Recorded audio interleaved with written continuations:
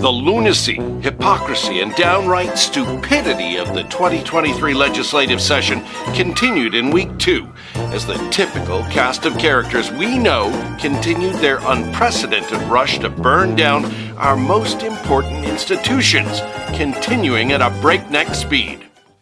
Later, dudes. Let her rip, hang pen.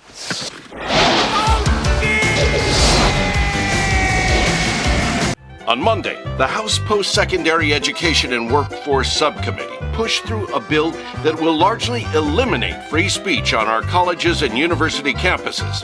The bill will wipe out entire courses of study that the governor doesn't like and empower his political appointees to fire anyone he doesn't, and more. You're out. Finished at Faber, expelled. I want you off this campus at 9 o'clock Monday morning. More than 100 students, parents, and faculty turned out to speak for a measly 1 minute each. There's just a long line of uninterrupted cases, Widmar versus Vincent, that all say that when you start inviting the government to dictate what speech happens on college campuses, that it's unconstitutional. And in particular, there's a broader line of case law about curriculum. Fortune 500 companies in 2021 invested over $50 billion in DEI initiatives. Under this bill, we would not be prepared for the workforce compared to other states. Florida doesn't exist in its own little box. We exist as a state in a country within the world. Thank you. I could say substantive stuff to you, but I watched you do this last year, watching you do it again. If I am this bad at my job, I get fired. I don't know why you're still here. Thank you for eroding at our freedoms. On Tuesday, the House State Affairs Committee took up House Bill 3. This really bad idea forces the investors in our state and local public workers' retirement plans to change how they invest the workers' money. It requires them to stop making decisions based on how much money the investments make to choosing investments that align with the governor's politics. You really can't make this stuff up. But our real concern here is what this is going to do to the way that our public pension funds invest and make money for their participants. Because remember, at the end of the day, that's all that matters here. If I'm investing my money, I can invest in a company that supports Ukraine, or I can invest in a company that wants to go all solar. But if I invest your money, my job is to invest in what makes the most return for your investment. The bill passed with another partisan vote.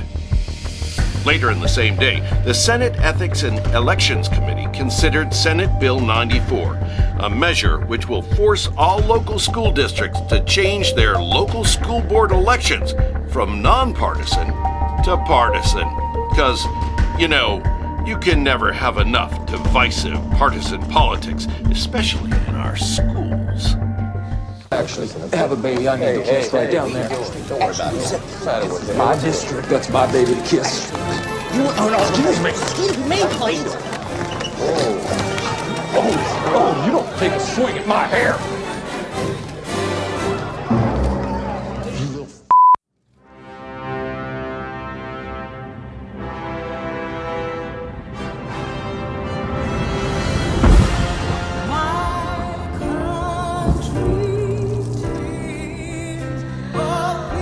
Political parties are the problem, not the solution.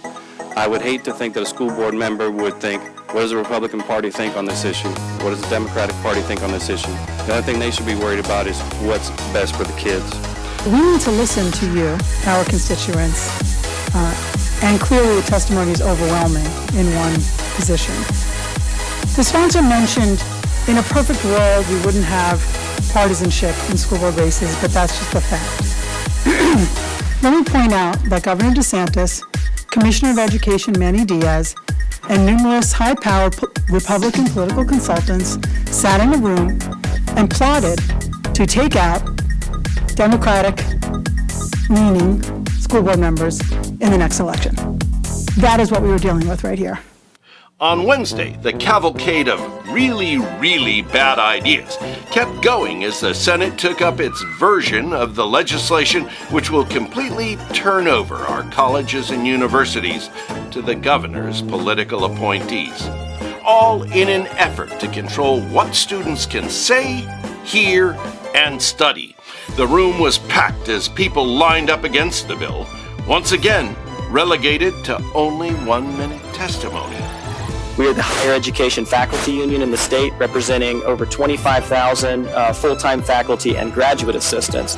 And I'm here today to encourage you to vote yes on this amendment, and I'll tell you why. Often there are misperceptions among the public of what tenure actually is, right? You hear myths floating around that, oh, tenure just protects lazy professors or it's a job for life. And actually none of that is true. What tenure is foundationally is it is a protection from interference by government officials, donors, or other members of the public who would potentially go after a faculty member for their research, their publications, their teaching methods, anything like that. It's obviously meant to turn our public universities into right-wing indoctrination machines. It's an assault on free speech. It's an assault on the First Amendment. And it's quite frankly reminiscent of something that we have seen happen in Viktor Orban's Hungary. And I just ask that you please just leave our public universities alone and focus on the real issues that Floridians are facing, because we're in trouble in this state, and you really should take your jobs more seriously. On Thursday, public sector workers and their unions were the target of a race when Senate and House committees met simultaneously on their chambers' respective bills to largely eliminate their rights and their unions. Workers from around the state packed both committee rooms, many of them pointing out that their jobs are just as important as jobs in firefighting and law enforcement. Those groups are not losing their rights or their unions. House Bill 1445 was up first in the House Constitutional Rights, Rule of Law and Governmental Operations Subcommittee. And I stand before you as a first responder in Bay District Schools.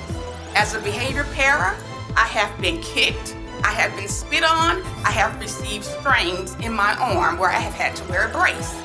In my 30 years in law enforcement, I never received an injury. I have received more injuries as a first responder in our school district than I ever did in my law enforcement career. The Senate Fiscal Policy Committee heard Senate Bill 256. It's a senseless attack on all the frontline workers in our state. The workers I represent, such as code enforcement officers, crime scene technicians, forensic photo and media technicians, police community service officers, public safety telecommunicators, commonly known as 911 operators, all work alongside our police and firefighters 24/7. Our water department provides water for our firefighters to put out fires and keep clean water coming out of our taps 24/7. Our wastewater department keeps us able to flush our toilets and treats our wastewater 24/7. Our solid waste department always picks up our garbage, definitely something we couldn't do without. And a host of other jobs that collaboratively keep the city of Tampa running, servicing our communities. Both bills passed and continue to be pushed rapidly through the process. Later in the day, a smaller group who were able to stand the craziness of the high-speed week got together to discuss their experience. My name is Fred Kroom, Panama City, Florida, representing CWA 3114 of Bay County, and I'm up here with the Working Family Lobby Corps for the Florida AFL-CIO. I did find out, I've been here several times over the years, but this is the first time that you can really realize that elections have consequences. My name's Tim Adams, International Alliance of Theatrical Stage Employees, Local 631, Orlando, Florida. And I'm out here with Working Family Lobby Corps. And it's important that everybody get involved with civic engagement. And this is a tool that we can use to help us engage our politicians here in Tallahassee. It's so important because they're just passing stuff. They're running stuff all through, and it's awful. A lot of it's really bad for working people of all types, because that's one thing we all have in common is that we got to work. The insanity concluded in week 2 when the full House chamber took up the foolish proposal to privatize our public schools by offering anyone for any reasons, a tax rebate for pulling their kids out of public schools and sending them to for-profit private schools with no accountability whatsoever. The lack of regulation in HB1 is concerning. An unintended consequence of this bill may be that we inadvertently fund instruction that is detrimental to our society. I will share a frightening example from another state. In Ohio, just this year, a neo-Nazi homeschooling group with 2,500 followers was started because a mother was, quote, having a rough time finding Nazi-approved school material for her homeschool children. This isn't a myth. This is America in 2023. Invest in the public education. So I have to vote down on this bill and urge my colleagues to join to protect education and the vision that America started, that every child would have an access to a free, robust, inclusive public education. Thank you. As we head into week 3, the chaos and dysfunction will continue as many of the unhinged policies being pushed by Florida's emperor are in the last lap of their race to reach his desk for final signature. An unprecedented place for us to be this early in the session. Tune back right here next week to see what happens.